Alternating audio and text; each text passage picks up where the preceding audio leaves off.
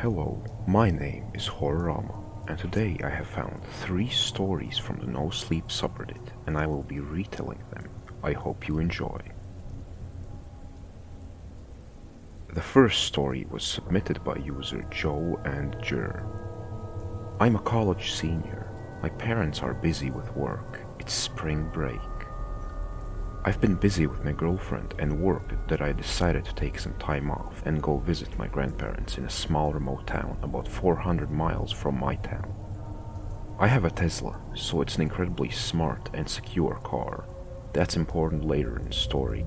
However, my grandparents have a small one-bedroom house with a small couch and a kitchen. I'm way too big to sleep on the couch, so I decided to rent an Airbnb. It was a small wooden cabin next to a couple of other similar cabins. I parked my Tesla on the other side of the cabin. Keep in mind that the spot where I parked my car across the road is next to a heavily wooded area. In my bedroom upstairs, I have a window to the left of my bed. This window has a clear view of my car parked across the street next to the woods.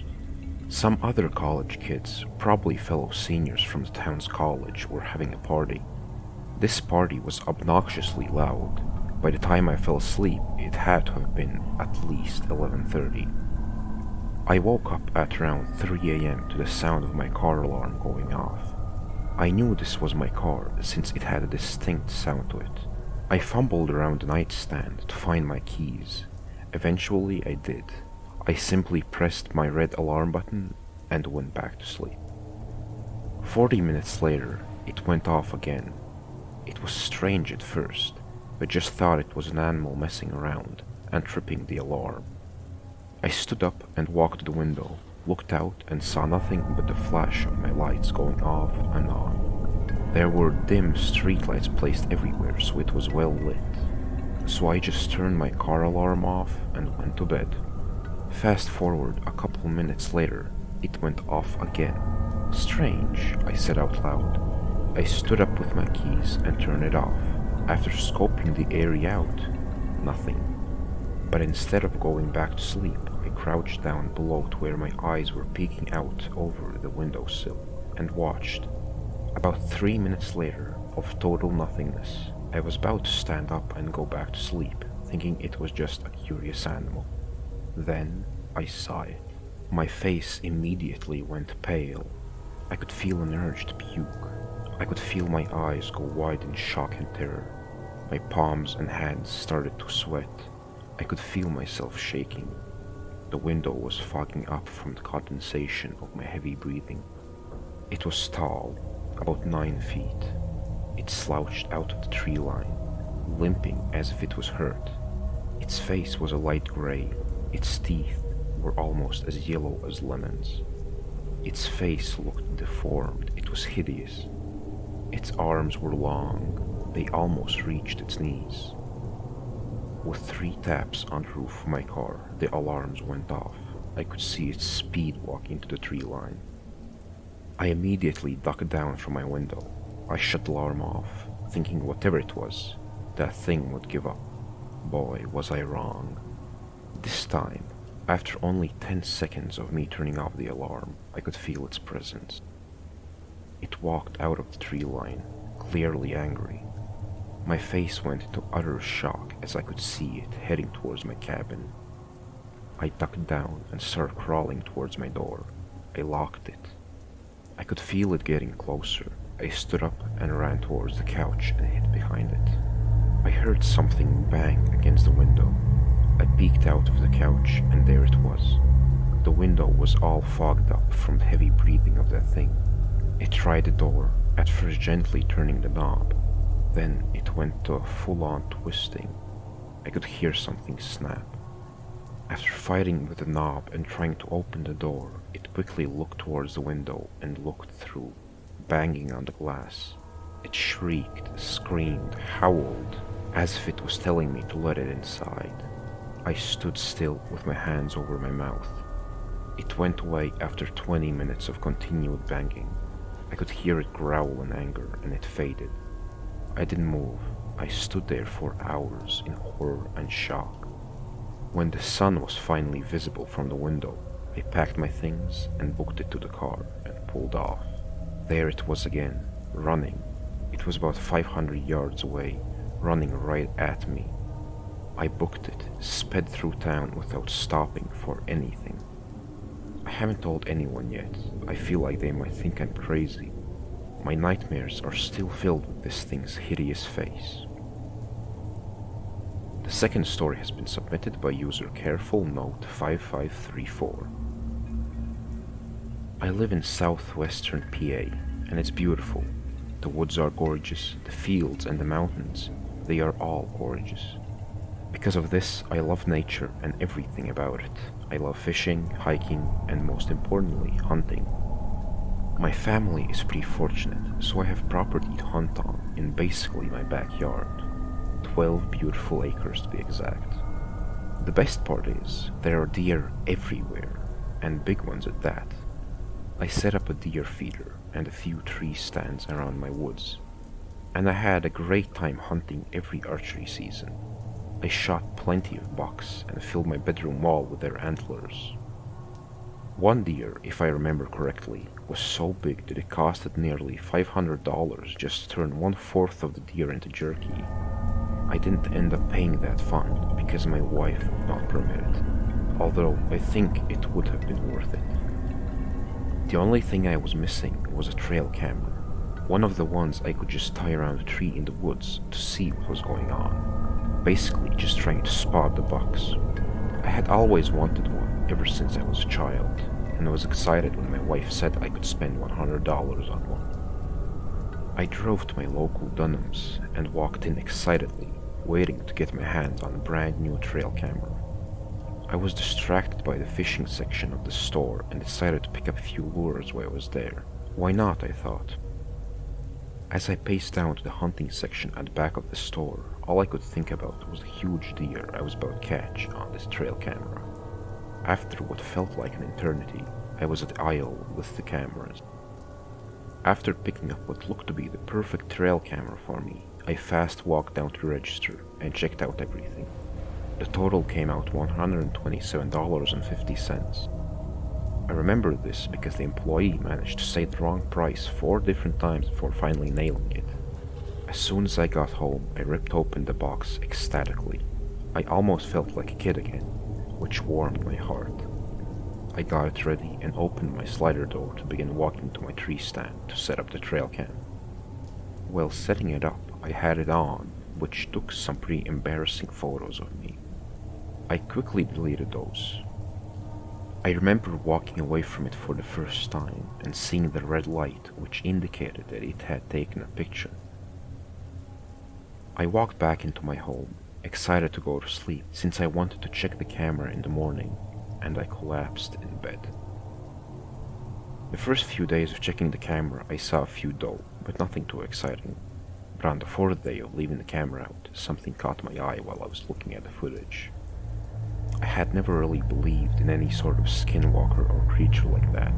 This thing was strange, very strange. I will admit that the photo of the creature is very blurry, since the motion sensor only takes photo every 30 seconds. But by how blurry this photo was, I would guess that this thing was running over 40 miles per hour. The thing was, there is no way it was a deer or bear, as it was a bright white color. Just out of curiosity, I looked in the bottom left of the screen to see what time this photo was taken. It read 1:54 a.m. The scary part about this was that I had been out hunting that late plenty of times before. The creature was hard to describe since the picture was so blurry, but from what I could tell, it was super skinny and pale and walked on all fours. The trail cam is about 20 feet away from the trail, and this thing took up 3/4 of the frame, so it had to be pretty tall. I just want to know what this is, and I pray every day that it is no longer on my property, whatever it was. The third and final story was submitted by user Hot Pancakes number 3. I am in desperate need of help. I recently transferred to a new school. I won't say where I'm located, but some creepy crap has happened. Okay, so, bit of backstory. I'm 19 and two of my friends who are involved are 18 and 20. We can call them Adam and Josie. I moved across the country about a month ago and started in a new school. I knew no one, so I was a bit nervous. Oh, and I should also probably mention that I live in the student housing with Josie being my roommate. Anyway, Josie's the only one I know, which means that she is the only one I talk to in class, and Adam is Josie's boyfriend. Now, onto the actual story. The first week went fine since I started to get to know Josie the first day, so I wasn't alone when classes started. I got to meet Adam the first weekend of me staying there, and we get along pretty good, and the three of us became a good trio who hung out pretty often.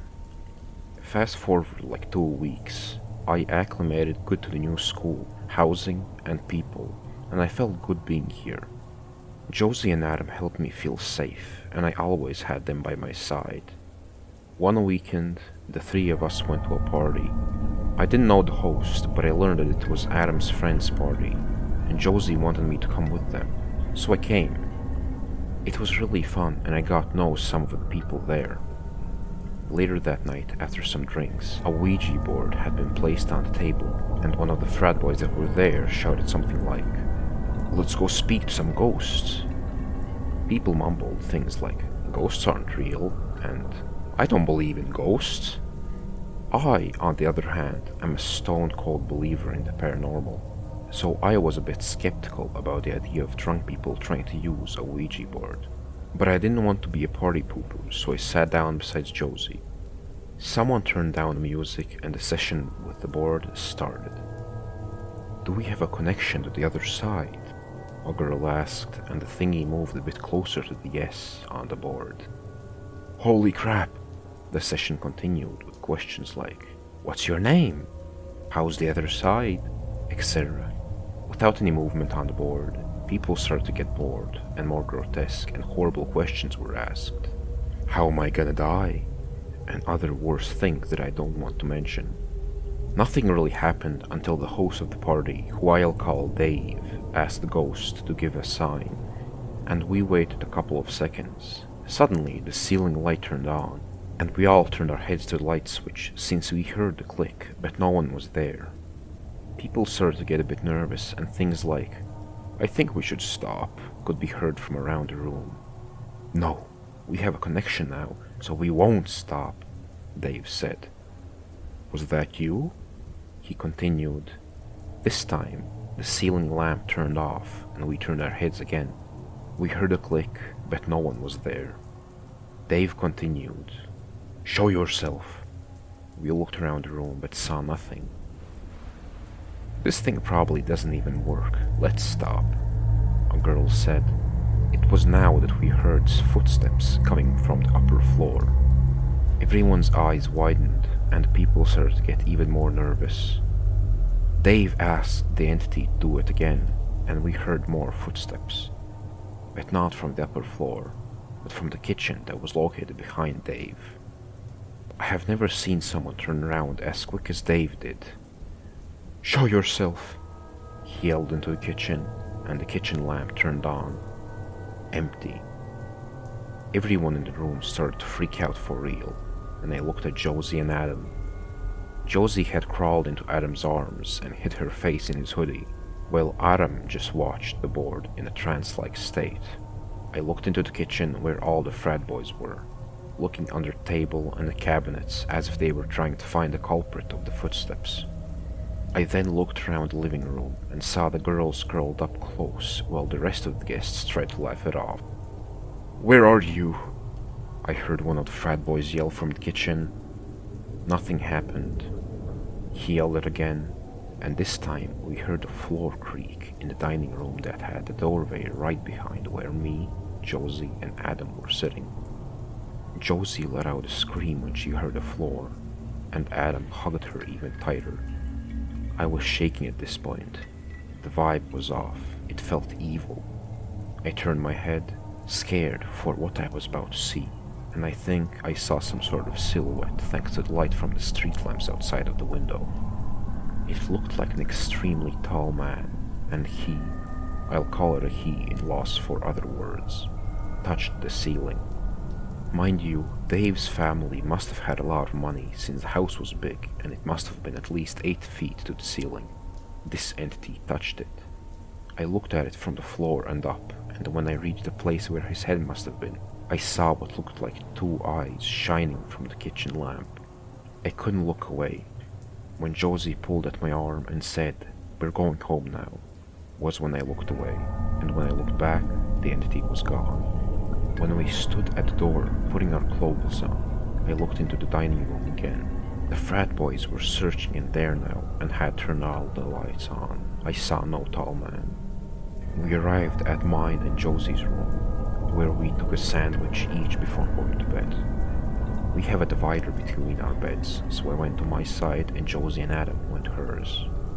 We slept with the lights on in the big room, obviously, but the lights were off in the bathroom that happened to be connected to the room.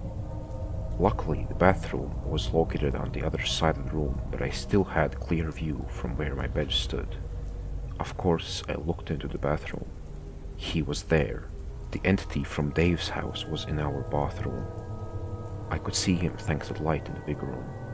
The ceiling height wasn't as high as in Dave's house, so he was crouching now. He looked so creepy standing there. I couldn't do anything at all. I could only watch him. Josie and Adam had fallen asleep because I heard them snoring. I was alone with the tall entity. I watched him the whole night, or at least until I couldn't stay awake anymore, because I woke up, and then he was gone. I don't remember falling asleep. I don't have the courage to tell Josie about him. She's gonna move in with Adam if I do, and then I'll be alone. I have no idea what to do. Please, if anyone who reads this has any idea of what to do, please help me. Thank you for listening until the end. I do hope you enjoyed, and if you did, then I would appreciate you liking this video. Have a good rest of your day.